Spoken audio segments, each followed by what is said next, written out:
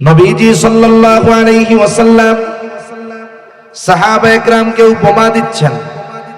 নবীজি বলেন, এক ব্যক্তি উটের পিঠে তার সমস্ত রসদ, খাবার, পানি সব কিছু বেঁধে লম্বা সফরে রওনা হলো। মরুভূমির পথ দিয়ে সে চলতেছে, লম্বা পথ। পথিক লম্বা পথ চলতে গিয়ে একটা সময় ক্লান্ত হয়ে গেল। ক্লান্ত পথিক তার উটটাকে গাছের সাথে বেঁধে সে গাছের ছায়ায় ঘুমায় গেল। ঘুম থেকে উঠে দেখে তার উটটা গাছের সাথে বাঁধা নাই। উটটা ছুটে কোথায় চলে গেছে? লোকটা আশেপাশে চতুর্দিকে তালাশ করার পর, খোঁজ খবর করার পর কোথাও তার উটের কোনো খবর নাই। লোকটা এবার প্রচন্ড হতাশ। এদিক দিয়ে সন্ধ্যা নেমে আসতেছে। সে যখন সর্বোচ্চ প্রচেষ্টা করে উটের কোনো সন্ধান পেল না, সন্ধ্যা নেমে আসছে, সে এখন নিশ্চিত মৃত্যুর জন্য অপেক্ষা করতেছে। কারণ সে জানে হয়তো রাতের বেলায় এই মরুভূমির কোনো হিংস্র প্রাণীর খাদ্য সে হয়ে যাবে, অথবা মরুভূমির মধ্যে খাবার পানির অভাবে তার শরীর সমাধি ঘটে যাবে। এখন সে মৃত্যুর জন্য অপেক্ষা করতেছে। মৃত্যুটা কোন পদ্ধতিতে হবে এইটার অপেক্ষায়। হিংস্র প্রাণীর খাবার হওয়ার মাধ্যমে নাকি খানা পানির অভাবে? এই দুইটার একটা হবে, এজন্য সে এখন অপেক্ষা করতেছে। নবীজি সাল্লাল্লাহু আলাইহি ওয়াসাল্লাম সাহাবায়ে কেরামকে বলেন, বলো তো ওই মুহূর্তে ওই ব্যক্তির অবস্থা কেমন হবে? সাহাবায়ে কেরাম বলে, ইয়া রাসূলুল্লাহ, ওই মুহূর্তে ওই ব্যক্তির মতো হতাশ, দুঃখ, দুর্দশাগ্রস্ত এই পৃথিবীতে আর কেউ থাকবে না। নবীজি বলেন, সর্বোচ্চ হতাশ যে সে আর এটা পাবে না। এখন সে শুধু মৃত্যুর জন্য অপেক্ষমান। হঠাৎ সে দূরের দিকে দূরে তাকায় দেখে তার উটটা রসদ সহ তার দিকে ফিরে আসতেছে। নবীজি বলেন, বলো তো এই সময় সে কেমন আনন্দিত হবে? সাহাবায়ে কেরাম বলে, ইয়া রাসূলুল্লাহ, ওই সময় এই পৃথিবীতে তার মতো আনন্দিত আর কেউ হবে না। নবীজি সাল্লাল্লাহু আলাইহি ওয়াসাল্লাম বলেন, এই ব্যক্তি কত আনন্দিত হয়। অনেক সময় মানুষ আনন্দে ভাষা হারায় ফেলে, কথা উল্টা পাল্টা হয়ে যায়। অনেক সময় মানুষ আনন্দে কান্নাও করে দেয়, খুশিতে কান্নাও করে দেয়। এই লোকটা যখন দেখলো তার উট খাবার সহ সব কিছু সহ তার দিকে আসতেছে, কেমন যেন সে নতুন একটা জীবন পাইল। সাক্ষাৎ মৃত্যু থেকে আল্লাহ তাআলা তারে বাঁচায়া দিল। এই লোক এত আনন্দিত, ভাষা হারায় ফেলছে। খুশিতে বলে, আল্লাহ, আমি আপনার রব, আপনি আমার গোলাম। খুশিতে উল্টা পাল্টা হয়ে গেছে ভাষা। আমি আপনার মনিব, আপনি আমার গোলাম। খুশির ঠেলায় রাসূলুল্লাহ সাল্লাল্লাহু আলাইহি ওয়াসাল্লাম বলেন, এই ব্যক্তি তার হারানো উট খুঁজে পেয়ে কত খুশি হয়।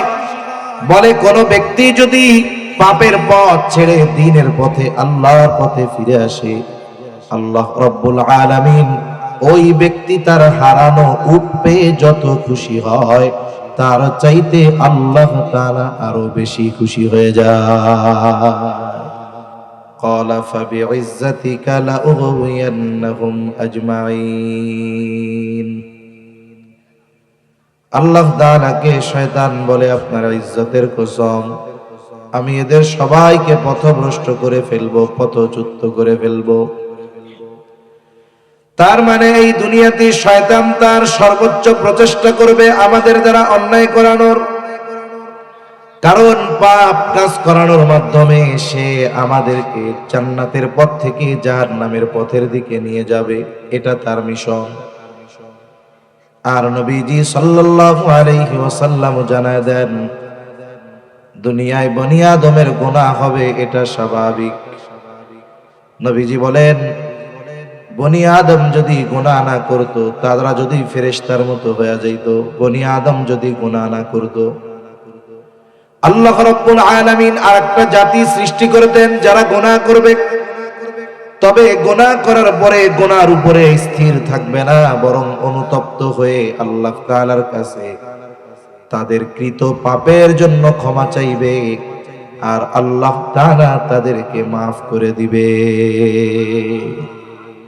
তাহলে শয়তানের ধোঁকায় আমাদের গুনাহ হতে পারে, তবে গুনাহ হওয়ার পরে ওই গুনার উপরে পাপের উপরে স্থির থাকা যাবে।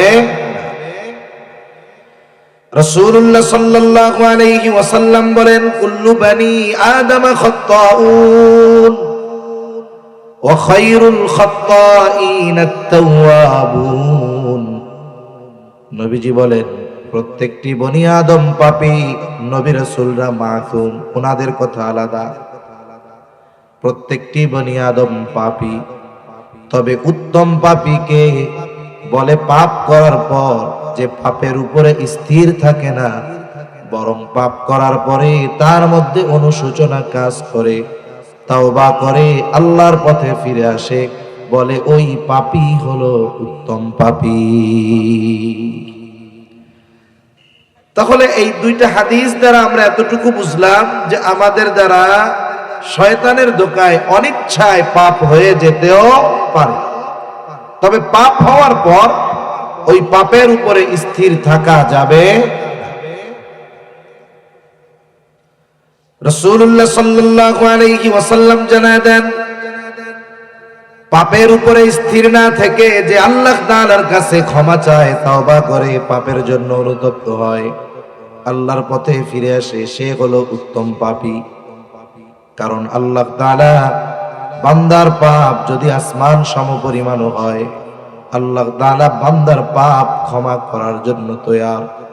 শুধু যথাযথভাবে আমাদের আল্লাহর কাছে ক্ষমা চাওয়া দরকার।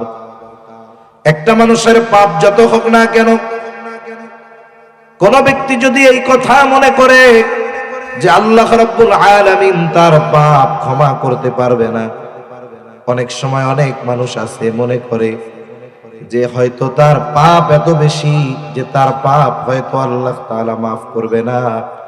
কোন ব্যক্তি যদি আল্লাহর ব্যাপারে এইটা মনে করে যে আল্লাহ হয়তো আমার পাপগুলো ক্ষমা করবে না, তাহলে ওই ব্যক্তি আল্লাহ তাআলাকে কেমন যেন ক্ষমার ব্যাপারে অক্ষম মনে করে। আল্লাহ তাআলা তো গফফার, আল্লাহ গফুর, আল্লাহ রহমান, আল্লাহ রহিম। উনি তো 100 খুন করেছে, তাকেও আল্লাহ মাফ করে দিয়েছে। বনি ইসরাইলের মধ্যে এক লোক ছিল, সে 99টা হত্যা করেছে। 99টা হত্যা করবার পর একটা সময় তার মধ্যে অনুশোচনা জাগ্রত হয়েছে যে না, আল্লাহর কাছে ক্ষমা চাওয়া দরকার। সে মানুষের কাছে বলতেছে, আমাকে সবচাইতে বড় বিজ্ঞ ব্যক্তির খবর দাও, আমি তার কাছে যাইতে চাই। তাকে জানানো হলো অমুক জায়গায় একজন খ্রিস্টান সন্ন্যাসী আছে, যাও তার কাছে গিয়া তুমি বলো। লোকটা এবার ওই খ্রিস্টান সন্ন্যাসীর কাছে আসলো। সে তো আলেম না, খ্রিস্টান সন্ন্যাসীর কাছে বলতেছে আমি 99টা হত্যা করছি, আল্লাহ আমারে মাফ করবে? খ্রিস্টান সন্ন্যাসী বলে না না না, তোমারে তো আল্লাহ মাফ করবে না। ও কয় মাফ যেহেতু করবে না, তোরে মাইরে 100টাই পুরাই। এইবার সে খ্রিস্টান সন্ন্যাসীকেও হত্যা করে ফেলল।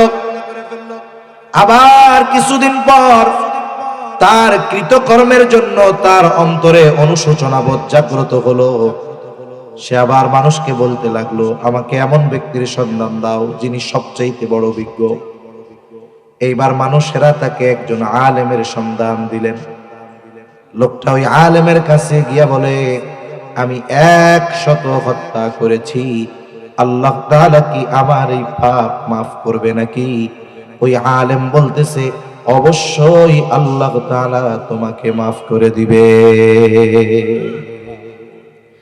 দেখুন, অনেক সময় মানুষ ডাক্তারের কাছে যায় অসুস্থ হলে, যায় না? যায়। কিছু ডাক্তার আছে, আপনি আমি যত রোগ নিয়েই যাই না কেন, যাওয়ার পরে সে কথার মাধ্যমে এমন নির্ভয় দেয় যে ওই লোকটা ওষুধ খাওয়ার আগেই ডাক্তারের কথায় অর্ধেক সুস্থ হয়ে যায়। ঠিক না? আরে চাচা, এগুলা কোনো ব্যাপার? এরকম রোগী আমার কাছে প্রতিদিন 20টা আসে, আলহামদুলিল্লাহ 20 জনই প্রায় সুস্থ হয়ে যায়। এখন ওই লোক তার রোগ নিয়ে যে ভয় ছিল, ডাক্তারের এই সাহসে হাসি মাখা চেহারা দেখা এই লোকটা তখন অর্ধেকের চাইতে বেশি সুস্থ হয়ে যায়। কারণ তখন তার অন্তরে আশার বাণী জ্বালায় দেয় ডাক্তার, যে অসুবিধা নেই। আর ডাক্তারের কাছে গেছে, ডাক্তার যদি রিপোর্ট দেখে যায় কাজ সারছে, আপনি এখনো বাইসে আছেন কেন? তাইলে মনে করেন সুস্থ যদি হয় ও আদা মরা হয়ে যায়, ঠিক না? যখন আলেম বলছে হ্যাঁ এই গুনাহ আল্লাহ তোমারে মাফ করে দিবে, তবে একটা কাজ করো, অমুক এলাকায় একটা গ্রাম আছে, ওই গ্রামে অনেক আবেদ আছে, তুমি ওই গ্রামে চলে যাও আর আল্লাহ তাআলার কাছে ক্ষমা চাও, আল্লাহ তোমারে মাফ করে দিবে। এইবার তার এলাকা থেকে সে ওই আবেদদের গ্রামের দিকে রওনা দিয়া দিল। কিছু দূর অতিক্রম করার পর তার মৃত্যুর সময় হয়ে গেল। এখন তার রূহ কবজ করার জন্য 2 ধরনের ফেরেশতা হাজির। মৃত্যুর ফেরেশতাও 2 ধরনের হয়। মুসনাদে আহমদের লম্বা হাদিস আছে, ইমানদারের মৃত্যুর সময় যখন হয়, একদল ফেরেশতা সাদা সুঘ্রাণময় পোশাকে ওই মৃত্যু পথযাত্রীর কাছে হাজির হয়ে যায়। হাতের মধ্যে একেবারে নরম তুলতুলে সুঘ্রাণময় তোয়ালে থাকে। তাদের চেহারা বড় সুন্দর। এই রকম সূরাতে নেককার ব্যক্তির মৃত্যুর সময় মৃত্যুর ফেরেশতা হাজির হয়। আবার যারা বদকার তাদের কাছে ভয়ানক চেহারার, কুশ্রী চেহারার, গন্ধযুক্ত পোশাক, সালার মতো খসখসে গন্ধযুক্ত একটা কাপড় নিয়ে তার রূহ কবজ করার জন্য হাজির হয়। এখন 2 দলেই হাজির। এক দল কয় এটা আমার লোক, আর একজন কয় আমার লোক, মানে আমি মারবো, আমাদের দায়িত্ব। আর না না, আমার দায়িত্ব। এখন 2 দলের মধ্যে দ্বন্দ্ব লেগে গেছে। মানে মৃত্যুর ফেরেশতা যারা ভালো রহমতের, এরা কবজ করবে, না এই কঠোর বিভৎস চেহারা নিয়ে যারা আসছে তারা কবজ করবে? 2 দলের মধ্যে লেগে গেছে দ্বন্দ্ব। এখন ফয়সালা কে দিবে? আল্লাহ। এখন ফয়সালা হলো, এই ব্যক্তি তো তার এলাকা থেকে নেককারদের গ্রামের উদ্দেশ্যে রওনা দিয়েছে।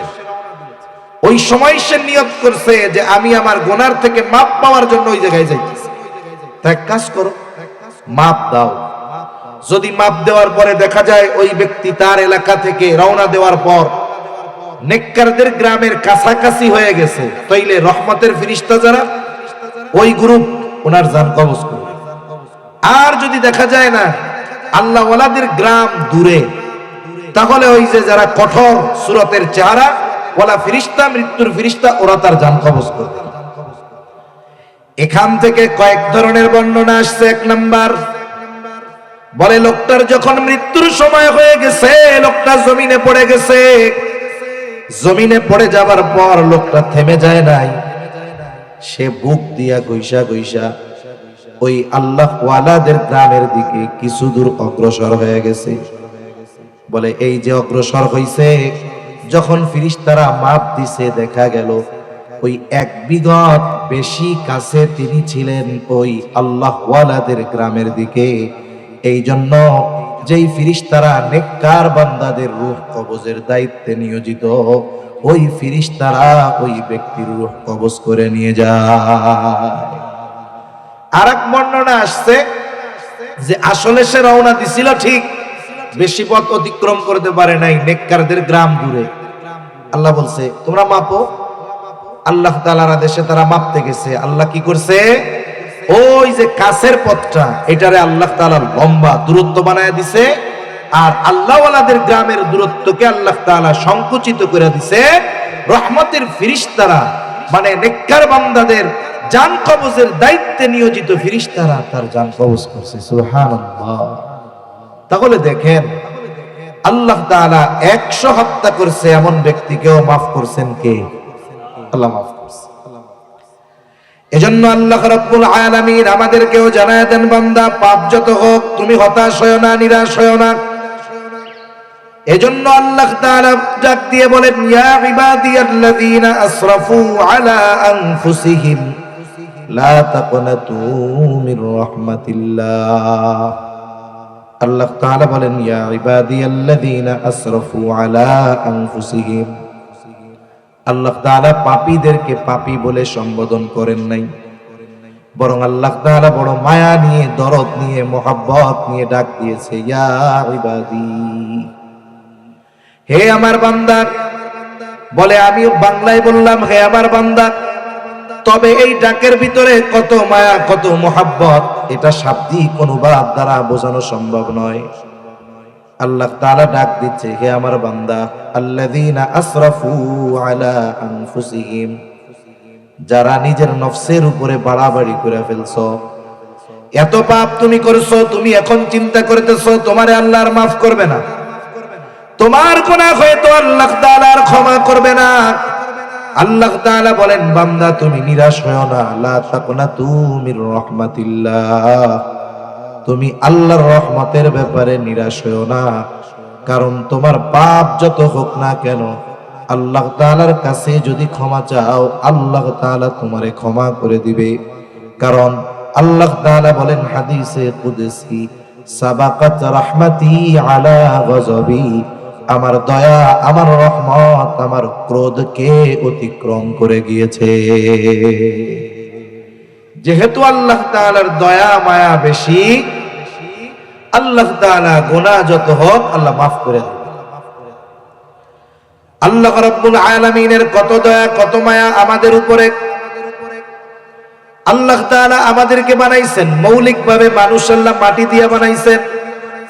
তবে আমাদেরকে বানানোর প্রচেষ্টা হলো যে আল্লাহ তাআলা মাতা পিতার মিশ্রিত তুচ্ছ পানির থেকে আমাদের বানাইছেন। বলে যেই পানিটা গায়ে লাগলে যদি পরিষ্কার না করা হয়, পবিত্রতা অর্জন হয় না। পোশাকের মধ্যে লেগে গেলে পোশাক অপবিত্র হয়ে যায়, নামাজ হয় না। এমন তুচ্ছ পানি থেকে আল্লাহ আমাদেরকে বানাইছে। আল্লাহ তাআলা ওই তুচ্ছ পানি থেকে বানাইছেন ঠিক, কিন্তু আমাদের প্রতি আল্লাহর কত দয়া মায়া। অথচ বলেন তো, আমার আপনার মতো তুচ্ছ পানি থেকে বানানো এই মানুষকে আল্লাহ যদি জাহান্নামে দিয়ে দেয়, আল্লাহ তাআলার কোনো ক্ষতি আছে নাকি? আল্লাহ তাআলা যদি সবাইকে জান্নাত দিয়ে দেয়, আল্লাহ তাআলার কোনো লাভ আছে নাকি? তাহলে আমি আপনি যদি জান্নাতে যাই, আল্লাহ তাআলার লাভ নাই। জাহান্নামে যদি যাই, আল্লাহ তাআলার কোনো ক্ষতি নাই। এরপরেও বান্দার প্রতি কেমন মায়া। বলে কোন বান্দা যদি পাপের থেকে, গুনার থেকে ফিরে আল্লাহর দিকে ফিরে আসে, দ্বীনের পথে চলে আসে, ওই ব্যক্তির মা বাবা আত্মীয় স্বজন সে ভালো হওয়ার কারণে যত খুশি হয়, বলে আল্লাহ তাআলা তার চাইতে বেশি খুশি হয়ে যায়। নবীজি সাল্লাল্লাহু আলাইহি ওয়াসাল্লাম সাহাবায়ে কেরামকে উপমা দিচ্ছেন। নবীজি বলেন, এক ব্যক্তি উটের পিঠে তার সমস্ত রসদ, খাবার পানি সব কিছু বেঁধে লম্বা সফরে রওনা হলো। মরুভূমির পথ দিয়ে সে চলতেছে, লম্বা পথ। পথিক লম্বা পথ চলতে গিয়ে একটা সময় ক্লান্ত হয়ে গেল। ক্লান্ত পথিক তার উটটাকে গাছের সাথে বেঁধে সে গাছের ছায়ায় ঘুমায় গেল। ঘুম থেকে উঠে দেখে তার উটটা গাছের সাথে বাঁধা নাই। উটটা ছুটে কোথায় চলে গেছে? লোকটা আশেপাশে চতুর্দিকে তালাশ করার পর, খোঁজ খবর করার পর কোথাও তার উটের কোনো খবর নাই। লোকটা এবার প্রচন্ড হতাশ। এদিক দিয়ে সন্ধ্যা নেমে আসতেছে। সে যখন সর্বোচ্চ প্রচেষ্টা করে উটের কোনো সন্ধান পেল না, সন্ধ্যা নেমে আসছে, সে এখন নিশ্চিত মৃত্যুর জন্য অপেক্ষা করতেছে। কারণ সে জানে হয়তো রাতের বেলায় এই মরুভূমির কোনো হিংস্র প্রাণীর খাদ্য সে হয়ে যাবে, অথবা মরুভূমির মধ্যে খাবার পানির অভাবে তার শরীর সমাধি ঘটে যাবে। এখন সে মৃত্যুর জন্য অপেক্ষা করতেছে। মৃত্যুটা কোন পদ্ধতিতে হবে এইটার অপেক্ষায়। হিংস্র প্রাণীর খাবার হওয়ার মাধ্যমে নাকি খানা পানির অভাবে? এই দুইটার একটা হবে, এজন্য সে এখন অপেক্ষা করতেছে। নবীজি সাল্লাল্লাহু আলাইহি ওয়াসাল্লাম সাহাবায়ে কেরামকে বলেন, বলো তো ওই মুহূর্তে ওই ব্যক্তির অবস্থা কেমন হবে? সাহাবায়ে কেরাম বলে, ইয়া রাসূলুল্লাহ, ওই মুহূর্তে ওই ব্যক্তির মতো হতাশ, দুঃখ, দুর্দশাগ্রস্ত এই পৃথিবীতে আর কেউ থাকবে না। নবীজি বলেন সর্বোচ্চ হতাশ যে সে আর এটা পাবে না, এখন সে শুধু মৃত্যুর জন্য অপেক্ষমান। হঠাৎ সে দূরের দিকে দূরে তাকায় দেখে তার উটটা রসদ সহ তার দিকে ফিরে আসতেছে। নবীজি বলেন বলো তো এই সময় সে কেমন আনন্দিত হবে? সাহাবায়ে কেরাম বলে ইয়া রাসূলুল্লাহ, ওই সময় এই পৃথিবীতে তার মতো আনন্দিত আর কেউ হবে না। নবীজি সাল্লাল্লাহু আলাইহি ওয়াসাল্লাম বলেন এই ব্যক্তি কত আনন্দিত হয়। অনেক সময় মানুষ আনন্দে ভাষা হারায় ফেলে, কথা উল্টা পাল্টা হয়ে যায়। অনেক সময় মানুষ আনন্দে কান্নাও করে দেয়, খুশিতে কান্নাও করে দেয়। এই লোকটা যখন দেখলো তার উট খাবার সহ সব কিছু সহ তার দিকে আসতেছে, কেমন যেন সে নতুন একটা জীবন পাইল। সাক্ষাৎ মৃত্যু থেকে আল্লাহ তাআলা তারে বাঁচায়া দিল। এই লোক এত আনন্দিত, ভাষা হারায় ফেলছে, খুশিতে বলে আল্লাহ আমি আপনার রব, আপনি আমার গোলাম। খুশিতে উল্টা পাল্টা হয়ে গেছে ভাষা, আমি আপনার মনিব, আপনি আমার গোলাম।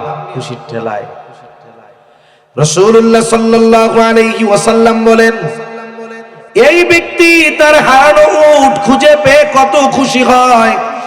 বলে কোন ব্যক্তি যদি পাপের পথ ছেড়ে দ্বীনের পথে আল্লাহর পথে ফিরে আসে, আল্লাহ রাব্বুল আলামিন ওই ব্যক্তি তার হারানো উট পেয়ে যত খুশি হয় তার চাইতে আল্লাহ তাআলা আরো বেশি খুশি হয়ে যায়।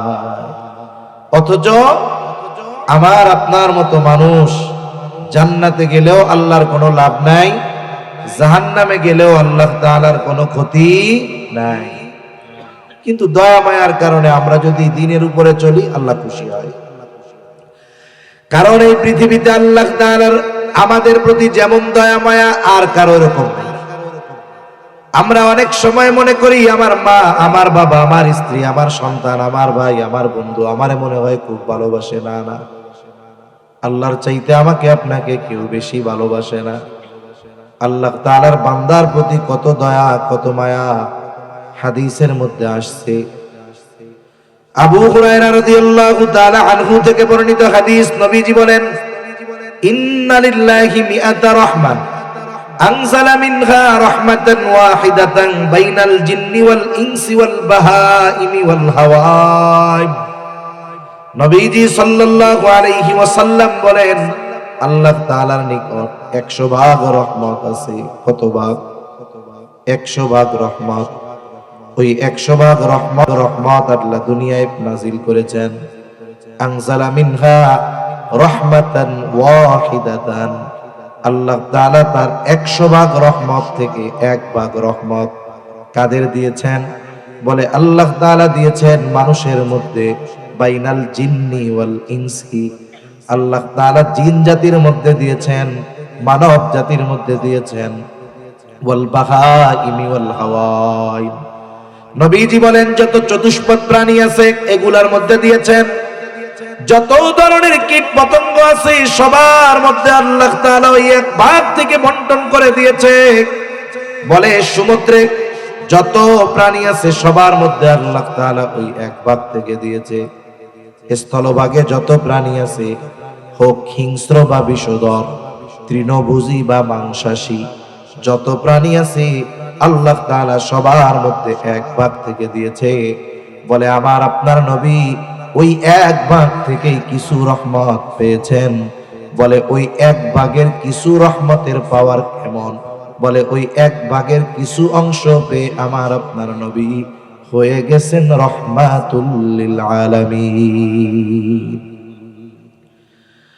এই পৃথিবীর সব প্রাণীর মধ্যে মায়া আছে, বিষধর সাপের মধ্যেও মায়া আছে, হিংস্র প্রাণীর মধ্যেও মায়া আছে, রহমত আছে। আছে না নাই? আছে। আল্লাহ তাআলা গোটা সৃষ্টির মধ্যে দিয়েছেন 1 ভাগ। বলেন তো আল্লাহ তাআলার ভাগ কাছে বাকি আছে কত ভাগ? নবীজি সাল্লাল্লাহু আলাইহি ওয়াসাল্লাম বলেন আখারাল্লাহু লাহু 99 রাহমাহ ইয়াগফিরু বিহি ইবাদাহু ইয়াউমাল কিয়ামাহ। নবীজি বলেন আল্লাহ তাআলা বাকি 99 ভাগ দয়া রহমত তার কাছে রেখে দিয়েছেন। কেন? বলে ইয়াগফিরু বিহি ইবাদাহু ইয়াউমাল কিয়ামাহ, ওই 99 ভাগ দয়া রহমত দিয়া কিয়ামতের দিন আল্লাহ তাআলা তার বান্দাদের মাফ করে দিবে। এই কয়েকটা হাদিসের আলোকে আমরা মোটামুটি এতটুকু তো বুঝতে পারছি যে আল্লাহ আমাদের কত ভালোবাসে, নাকি বুঝেন নাই? তাহলে বলেন তো, যেই মালিক এত ভালোবাসে, মানুষ যদি অন্যায় করে পাপও করে আল্লাহর কাছে ক্ষমা চাইলে আল্লাহ ক্ষমা করবে কি করবে না? একটা সন্তান দুনিয়ায় যদি মা বাবার নাফরমানিও করে, 20 বছর ধরেও যদি কষ্ট দেয়, ওই সন্তান যদি মা বাবার কাছে এসে মাফ চায়, মায়ার কারণে মোহাব্বতের কারণে, মা চিন্তা করে এটা দুধ খাওয়াইছি, গর্ভে পেটে ধরছি, এই মায়ার কারণে মা মাফ করে দেয়, বাবা মাফ করে দেয়, ঠিক কিনা বলে? এই মা বাবার তুলনায় আল্লাহর বান্দার প্রতি কত ভালোবাসা, এটা তুলনা করারও কোনো সুযোগ নাই। এজন্য আল্লাহ তাআলা তার এই দয়ার কারণে, রহমতের কারণে অতীতের অনেক বড় বড় পাপীরে আল্লাহ মাফ করে দিয়েছে। হাদিসের মধ্যে এক পাপীর কথা নবীজি সাহাবায়ে কেরামকে বারবার বলেছেন। আব্দুল্লাহ ইবনে উমর রাদিয়াল্লাহু তাআলা আনহু থেকে বর্ণিত, তিনি বলেন বনি ইসরাইলের এক জালেম ছিল, তার নাম হলো কিফিল। আব্দুল্লাহ ইবনে উমর রাদিয়াল্লাহু তাআলা আনহু বলেন, নবীজি এই কিফিলের ঘটনা আমাদের একবার দুইবার নয়, বারবার নবীজি শোনায়েছেন। নবীজি বলেন কিফিল এমন এক পাপী ছিল, বলে এমন কোন পাপ নাই কিফিল করে নাই, সকল পাপে অভ্যস্ত ছিল কিফিল। কিফিলের পাপ গুলার মধ্যে একটি পাপ ছিল মানুষকে সুদের উপরে টাকা দেওয়া। আছে নাকি সুদখোর? আছে না? আরে মাটি খুঁড়লে কেউ সানা পাওয়া যাইতে পারে, কথার কথা মনে হয় সুদখোর পাওয়া যায়। সুদখোরের অবস্থা হলো এরকম, একটা সময় শুধু ব্যাংক আর এনজিওরা সুদ দিত, এখন এনজিও তেমন দেখা যায় না, এখন হোমমেড সুদখোর হয়ে গেছে। কারণ আপনি ব্যাংকের থেকে যদি সুদ নিতে চান কত এভিডেন্স দেওয়া লাগে, এই সেই কত ঝামেলা, অত ঝামেলায় কে যায়? এনজিওর কাছ থেকে নিলে ওইগুলার থেকে ঝামেলা, ওগুলার মধ্যে কে যাবে? এখন ঘরোয়া ভাবে সুদ চলে। অনেকের স্বামী আছে মসজিদে 5 ওয়াক্ত নামাজ পড়ে, ওই পাশ দিয়া বউ তার সুদিকার বাড়িতে টাকা লাগায়, আবার কয়টা ব্যবসা। নাউজুবিল্লাহ। এই সুদিকার বাড়ির থেকে আমাদের বাঁচতে হবে। সুদ হলো এমন এক পাপ, বলে যেই পাপ সাধারণ পাপের মতো পাপ না, বলে 1 দিরহাম পরিমাণ সুদ খাইলে মায়ের সাথে জিনা করার মতো অন্যায় হয়। নাউজুবিল্লাহ। অথচ মানুষ যে সুদ খায়, এরে গিয়া যদি আপনি ওই পাপের কথা বলেন, ও আপনারে পিড়াইয়া মেরে ফেলবে একবার। অথচ সে সুদ খাওয়ার মাধ্যমে ওই মানের একটা পাপ করতেছে। তার মানে যদি তার মস্তিষ্ক ঠিক থাকতো, তাহলে সে কখনো সুদের মতো জঘন্য পাপের সাথে জড়াইতো না। এজন্য কিয়ামতের দিন সুদখোর টালমাটাল অবস্থায় উঠবে। হাসরবাসী দেখে বুঝতে পারবে যে এই লোকটা দুনিয়াতে সুদখোর ছিল। আল্লাহ আমাদের সুদের মতো পাপ থেকে হেফাজত করুন। জালেম কিফিল মানুষকে সুদের উপরে টাকা দিত। একদিন একজন মহিলা জালেম কিফিলের কাছে আসছে অভাবে পড়ে, এসে বলে কিফিল আমারে কিছু টাকা ধার দাও। কিফিল বলে আমি কাউরে টাকা ধার দেই না যদি সুদের উপরে নাও নিতে পারো। কারণ যারা সুদ খাওয়ায় অভ্যস্ত, আল্লাহ তাআলা তাদের দিল কঠোর বানায় দেয়, আল্লাহ তাআলা তাদের ভাষার মিষ্টতা কেড়ে নেয়। যেহেতু সুদখোর আশেপাশে হয়তো আছে, দেখবেন সুদখোরের ভাষার মধ্যে কোনো মিষ্টতা থাকে না, কর্কশতা থাকে। সাথে সাথে ওর চেহারা যত সুন্দর হোক, মানে চেহারার চামড়া যত সুন্দর হোক না কেন, একটু খেয়াল করে দেখবেন ওই চেহারার মাঝে হিংস্র একটা ভাব থাকে। আবার কত আল্লাহর বান্দা আছে দেখতে কালো কালা, কিন্তু ওই কালো চেহারার মধ্যে কেমন জানি ইমানি নূর চমকায়, আছে না নাই? আছে। জালেম কিফিল মহিলারে বলে, আমি কাউরে টাকা ধার দেই না, তুমি যদি সুদের উপরে নাও নিতে পারো। মহিলা বলে, কিফিল, আমার যদি তোমাকে সুদের টাকা দেওয়ার মতো সামর্থ্য থাকতো তাইলে কি আমি তোমার কাছে টাকা চাইতাম নাকি? যেহেতু সব পাপে অভ্যস্ত কিফিল, মহিলাও বিধবা, দরিদ্র, অভাবী, এইবার মহিলাকে সে কুপ্রস্তাব দিয়া বসছে। বলে, তুমি যদি আমার থেকে টাকা নাও, সুদ যদি না দিতে পারো, ওর বিনিময়ে তুমি আমার সাথে গোপন অভিসারে মিলিত হবা, জেনায় লিপ্ত হবা। হাদিসের মধ্যে আসছে, কাদাল ফাকিরু আইয়াকুনা কুফরা, দরিদ্রতা মানুষকে কুফরি পর্যন্ত পৌঁছায় দেয়। একটা প্রবাদ বলে অভাবে স্বভাব নষ্ট হয়, অভাবে স্বভাব নষ্ট হয়। অনেক মানুষ আছে পাপের সাথে জড়ানোর কারণ হলো তার অভাব। মহিলার টাকাটা খুব প্রয়োজন, সে তার প্রয়োজনের কাছে হার মেনে গেল, কিফিলের শর্তে রাজি হয়ে গেল। এইবার নির্ধারিত দিনে জালেম কিফিল মহিলার বাড়িতে হাজির। মহিলার সাথে সে জেনায় লিপ্ত হবে। একেবারে সর্বশেষ অবস্থায় সে আছে। মহিলা চেহারাটা অন্যদিকে ঘুরে রাখছে, কান্না করে আর থরথর করে কাঁপতেছে। একজন গেছে মজা করার জন্য, আর একজন কান্না করে আর কাঁপে। কিফিল বিরক্ত হয়ে বলে, মহিলা, কান্না করো কেন? আমি কি তোমাকে জোর জবরদস্তি করেছি নাকি? তুমি তো সৎ স্বেচ্ছায়, সৎ জ্ঞানে শর্ত রাজি হয়েছ, আমি তো তোমারে জোর করি নাই। মহিলা বলে, কিফিল, আমি কোনোদিন এইরকম পাপের সাথে জড়াই নাই, তাহলে আজকে কেন তুমি রাজি হইলা? বলে, আমার অভাব। কান্না করো কেন? বলে, আল্লাহর ভয়। কারণ মহিলার চিন্তা, সে যদি জেনা করার পরে মৃত্যুবরণ করে কিয়ামতের দিন আল্লাহ তাআলার সামনে জেনাকারিনী হিসাবে উপস্থিত হওয়া লাগবে।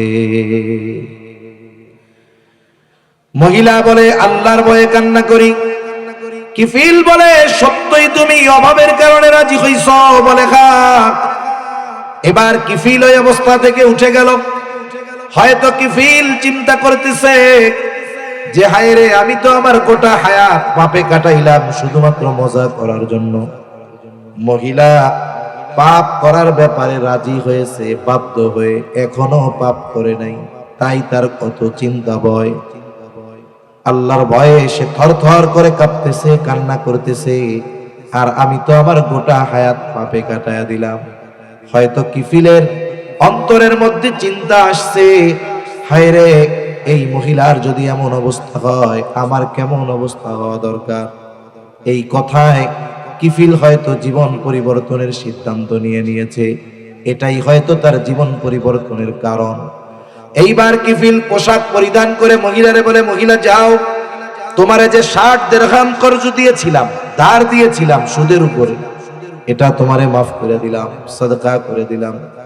আর আল্লাহর শপথ, আগামী দিন থেকে আমি আর আল্লাহ তাআলার নাফরমানি করব না।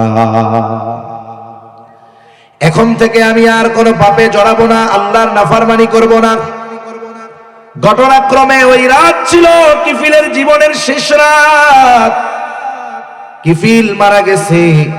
জালেম যখন মারা যায় মানুষ খুশি হয়।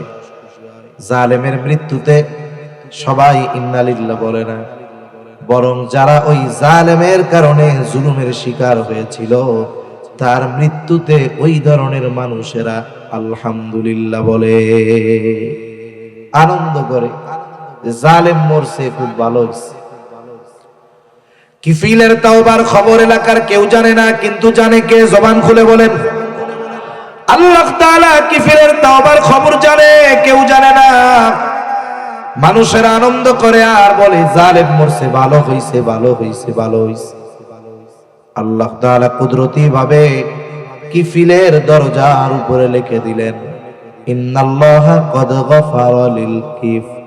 তোমরা কিফিলকে জালেম বলিও না, কিফিল তো তওবা করেছে, তোমরা কিফিলকে জালেম বলিও না। আল্লাহ তাআলা কিফিলের গুনাহগুলো মাফ করে দিয়েছে। বনি ইসরাইলের এক জালেম এইরকম পাপ করার পরে যদি মাফ পেয়ে যায়, আমরা তো শ্রেষ্ঠ নবীর শ্রেষ্ঠ উম্মত, শয়তানের ধোঁকায় পড়ে পাপ যত হোক আল্লাহ তাআলা ক্ষমা করার জন্য প্রস্তুত, ঠিক কিনা বলেন? এজন্য আমরা যদি পরিপূর্ণভাবে পাপ থেকে সাফ হতে চাই, আমাদের জন্য তাওবা ইস্তিগফার দরকার। তাওবা মানে প্রত্যাবর্তন করা, ফিরে আসা। তাবা ইয়াতুবু, আমি আপনি অতীতে যেই পাপ করেছি ওই পাপ থেকে ফিরে আসা। এই জন্য ইমাম নববী রহমাতুল্লাহি আলাইহি বলেন, কোন ব্যক্তি যদি গুনাহ থেকে আল্লাহ তাআলার কাছে মাফ চায়, তাওবা করে, তার তাওবা কবুলের শর্ত হলো তিনটা। যদি বান্দার হক সম্পৃক্ত না থাকে, আর যদি বান্দার হক সম্পৃক্ত কোনো পাপ থাকে, তাহলে শর্ত হলো চারটা। এক নাম্বার শর্ত বলে, যেই পাপ সে করতো সেটা থেকে ফিরতে হবে, পাপ দিতে হবে। দুই নাম্বার, ভবিষ্যতে না করার ব্যাপারে দৃঢ় প্রতিজ্ঞাবদ্ধ হতে হবে। তিন নাম্বার, অতীতে যেই পাপ করেছে তার জন্য অনুতপ্ত হয়ে আল্লাহর কাছে ইস্তিগফার করতে হবে, ক্ষমা চাইতে হবে। আর যদি বান্দার হক সম্পৃক্ত হয়, তাহলে যার হক নষ্ট করেছে দুনিয়ায় তার হক আদায় করতে হবে। সেজন্য বান্দার হক যদি কারো উপরে থাকে, সে যদি এটা আদায় না করে, তাহলে বান্দার হক আল্লাহ মাফ করবে না। এক হাদিসের মধ্যে আসছে, নবীজি সাহাবায়ে কেরামকে জিজ্ঞাসা করতেছে, তোমরা কি বলতে পারো কিয়ামতের দিন সবচাইতে বড় নিঃস্ব কে হবে, মুফলেস কে হবে? সাহাবায়ে কেরাম বললেন, আল্লাহ এবং তার রাসূল ভালো জানে। নবীজি বললেন, কিয়ামতের দিন সবচাইতে নিঃস্ব হবে ওই ব্যক্তি যার ইবাদতের কোনো অভাব ছিল না, নামাজের অভাব নাই, রোজার অভাব নাই, হজের অভাব নাই, যাকাতের অভাব নাই। তবে একটা জিনিসের সমস্যা, সে দুনিয়ায় মানুষের হক মাইরা খাইতো, অন্যেরটা মেরে খাইতো। বলে এই ব্যক্তি যারা মানুষের হক নষ্ট করে, কিয়ামতের দিন যারা তার কাছে হক পাবে তাদের হক তাকে তার নেকি দিয়ে পূরণ করতে হবে। আর যদি নেকি না থাকে, যাদের হক নষ্ট করেছে তাদের থেকে গুনাহ নিয়ে তাদের হক আদায় করতে হবে। দেখা যাবে অনেক মানুষ নামাজ, রোজা, হজ, যাকাত, নফল ইবাদত, এত ইবাদত আমল নিয়ে কিয়ামতের ময়দানে উঠছে, কিন্তু দুনিয়ায় মানুষের হক নষ্ট করছিল। মানুষ আসে, আল্লাহর কাছে অভিযোগ দিছে, আল্লাহ বলে হক আদায় করো। ও নেক দিতে থাকবে, দিতে দিতে নেকি শেষ, কিন্তু অভিযোগকারীর সিরিয়াল লম্বা। এবার বলবে, আল্লাহ আমার নেকি তো সব শেষ। অভিযোগকারীরা বলবে, অসুবিধা নাই তো, আমাকে গোনা নিলেই হইতেছে। এবার গোনা নেওয়া লাগবে তা ওই ব্যক্তি শুধুমাত্র বান্দার হক নষ্ট করার কারণে সব আমল দিয়ে মানুষের গোনা নিয়ে লাগবে, পার পরিমাণ গোনার মালিক হয়ে যাবে। এজন্য আমার আপনার নবী রাহমাতুল লিল আলামিন, আল্লাহ তাআলা তার আগে পিছের সব মাফ করে দিয়েছে। রাসূলুল্লাহ সাল্লাল্লাহু আলাইহি ওয়াসাল্লাম দুনিয়া থেকে বিদায় নেওয়ার অল্প কয়েকদিন আগে সাহাবায়ে কেরামকে মসজিদে নববীর মধ্যে ডাকলেন, জমা করলেন। নবীজি বলতেছে, শোনো, তোমরা কেউ যদি আমার কাছে কোনো হক প্রাপ্য থাকো চেয়ে নাও। কেন? বলে, আমি চাই না কেউ আমার কাছে কোনো হক পাবে আর আমি এই অবস্থায় আল্লাহ তাআলার সাথে মিলিত হব। তার মানে আমি চাই না কেউ আমার কাছে কোনো হক পাবে আর আমি এই অবস্থা আল্লাহর কাছে মিলিত হব। অথচ দেখুন, আল্লাহ তার আগে পরের সব মাফ করে দিয়েছে। আর আমাদের অবস্থা কি? আবার আমরা অনেক সময় মনে করি হক মনে হয় শুধু টাকা পয়সার সাথে সম্পৃক্ত। না, আচরণের সাথেও হক সম্পৃক্ত আছে। রাসূলুল্লাহ সাল্লাল্লাহু আলাইহি ওয়াসাল্লাম বলেন, তোমরা ওই দিনকে ভয় করো যেই দিন আল্লাহ তাআলা বাদী বিবাদীর মধ্যে ফয়সালা করে দিবে। ওই দিনকে তোমরা ভয় করো। কেউ যদি দুনিয়ায় কারো সাথে অন্যায়ভাবে খারাপ আচরণ করে, আল্লাহ তাআলা কিয়ামতের দিন এই বিষয়টারও ফয়সালা করবে। মনে করেন একজন আমার কাছে ভালো আচরণ প্রাপ্য, ভালো আচরণ তার হক ছিল, যিনি আমার বড়, আমার আত্মীয় স্বজন, আমার প্রতিবেশী, এরা আমার কাছে ভালো আচরণ, এটা তাদের হক। এখন আমি তাদের হক নষ্ট করছি আচরণের মাধ্যমে, কিন্তু আমি ক্ষমা চাই নাই। বলে এই বিষয়টার মীমাংসাও কিয়ামতের দিন আল্লাহ তাআলা করবে। তাহলে চিন্তা করেন, যারা একজন আর একজনের মাথা ফাটায় ফেলছে, একজন আর একজনকে মেরে ফেলেছে, এদের পরিণতি সেই দিন কত কঠিন হবে। এজন্য আমাদের প্রচেষ্টা থাকবে এটা, যে দুনিয়া থেকে যাওয়ার সময় আমার কাছে কেউ যেন আচরণগত ব্যাপারেও কোনো হক প্রাপ্য না থাকে। এই চেষ্টা আমরা করবো তো ইনশাআল্লাহ। আর চেষ্টা থাকবে কেউ যেন আমার কাছে কোনো কিছু পাওনা না থাকে, প্রয়োজনে আমি বেশি দিয়ে দিব, দুনিয়ার সম্পদ একটু কম খাবো, মানুষরে একটু ছাড় দিয়া দিব।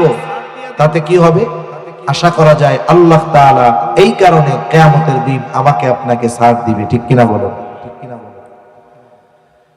এজন্য 4 নাম্বার যেটা, যে বান্দার হক যদি কেউ প্রাপ্য হয় তাহলে বান্দার হক আদায় করা।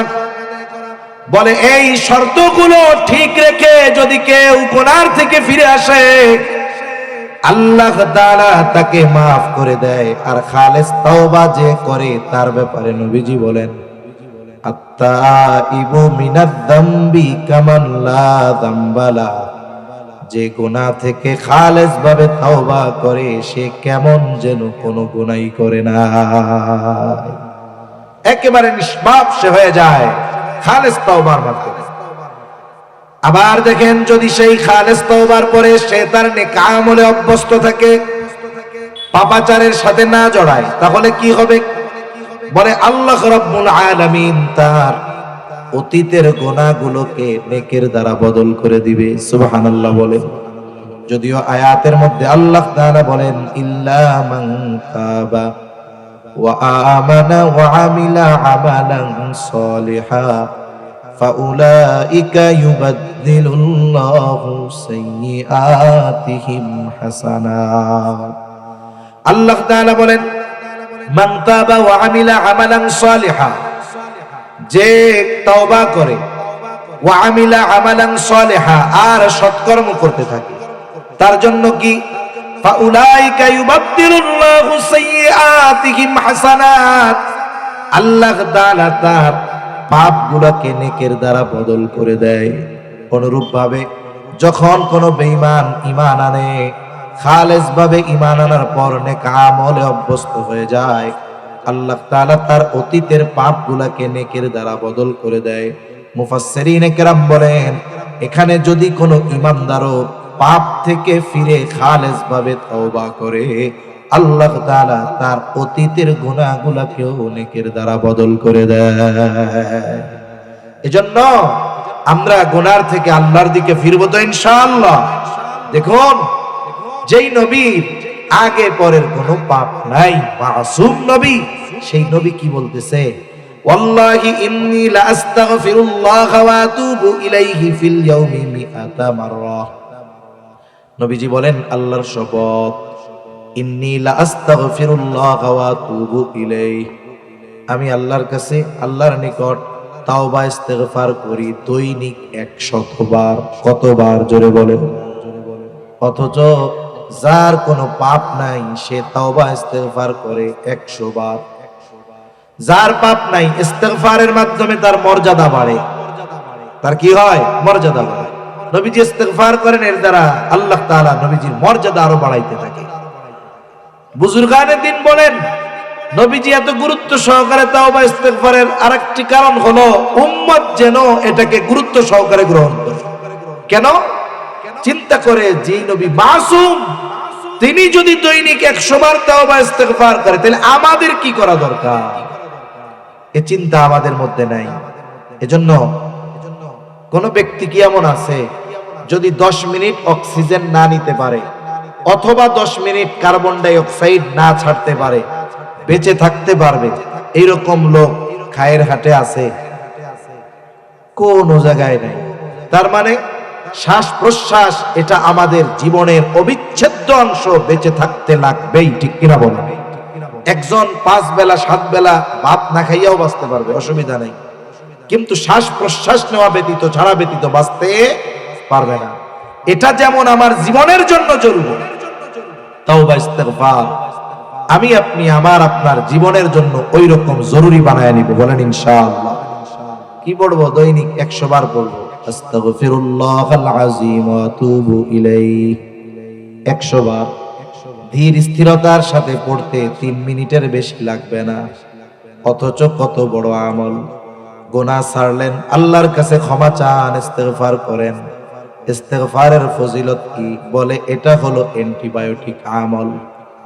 যেমন ওষুধের চিকিৎসা সর্বশেষ অ্যান্টিবায়োটিকের মাধ্যমে হয়। একজনের জ্বর হইছে,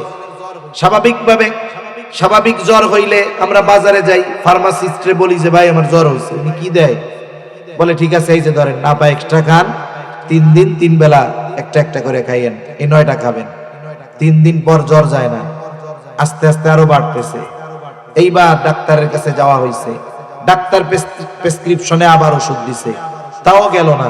এবার আবার দেখাইছে, এইবার ওষুধের শেষ ট্রিটমেন্ট দিবে কি? বলে এটা নাপা এক্সট্রা এক্সট্যান্ড এগুলাই যাবে না, আপনার অ্যান্টিবায়োটিক খাওয়া লাগবে। এই যে ধরেন 7 দিনে 7টা খাবেন। অ্যান্টিবায়োটিক হলো সর্বরোগের ওষুধের মাধ্যমে সর্বশেষ চিকিৎসা। যে কোনো রোগ, পাতলা পায়খানা যায় না, পেট ব্যথা যায় না, জ্বর যায় না, ব্যথা যায় না, বলে ওষুধের সর্বশেষ কি? অ্যান্টিবায়োটিক। এটা সব রোগের ঔষধ। ইস্তেগফার এটা সব প্রয়োজনের মহা ঔষধ। সুবহানাল্লাহ বলেন।